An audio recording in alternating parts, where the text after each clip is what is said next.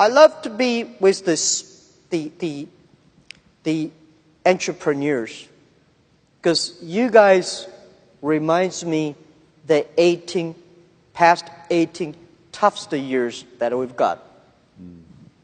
And I believe one thing, I'd give my advice to all of you as an entrepreneur, today is very difficult, and tomorrow is even more difficult. But the day after tomorrow is very beautiful. Most people die tomorrow evening. You have to work hard, you have to learn, you have to rely on your team. And that's my business. Constantly seek criticism. Yeah.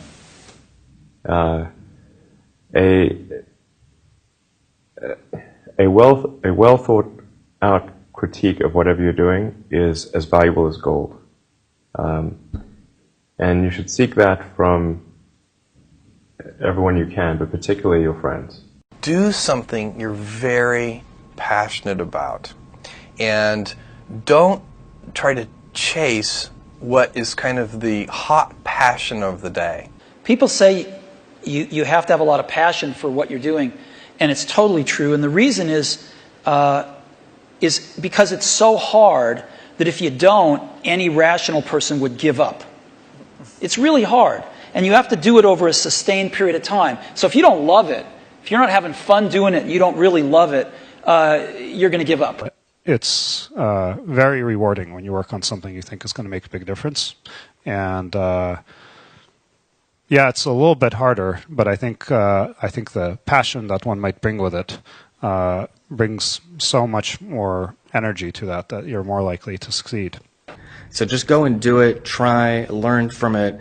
You'll fail at some things. That's a learning experience that you need so that you can take that on to the next experience.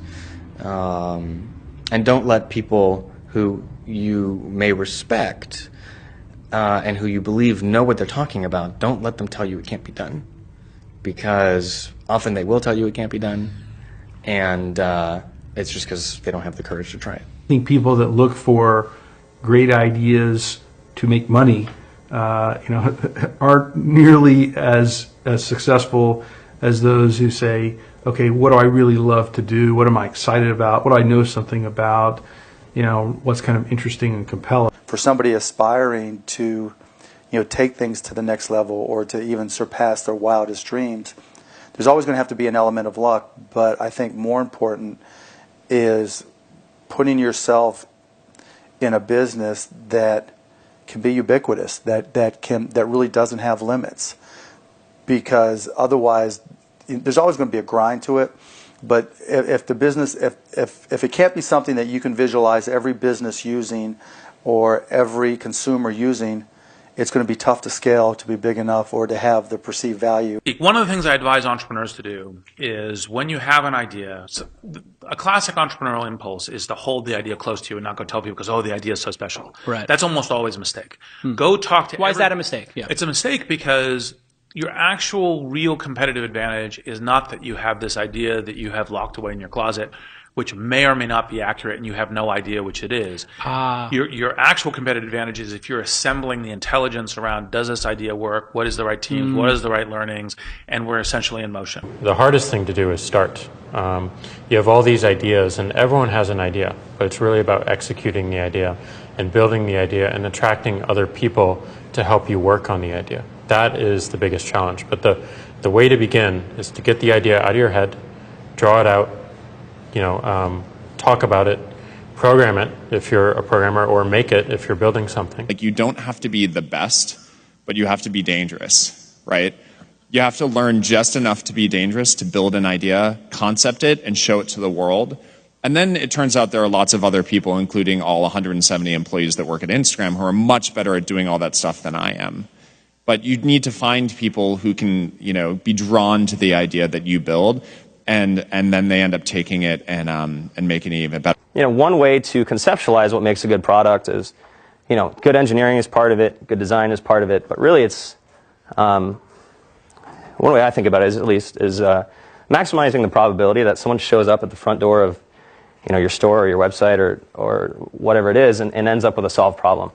And oftentimes the best methodology is to start with the perfect experience with just one person, get that right, and then figure out how to scale something great instead of scaling something not so great and then trying to improve it. That's really hard to do. And so I think when you are starting a new business, you don't want to go after giant markets. You want to go after small markets, and you want to take over those markets quickly. And there are a lot of people from whom we can learn a lot. And I think, like, you know, the one piece of advice is, like, don't underestimate anyone you come across ever. Right. Like, whether they're, you know, a blue collar worker waiting for the bus, or they're, you know, helping you at they're the server or bartender at the restaurant, or they're a lower ranking employee. I mean, the smartest leaders I've ever seen have always gone around the room and asked for everybody's opinion.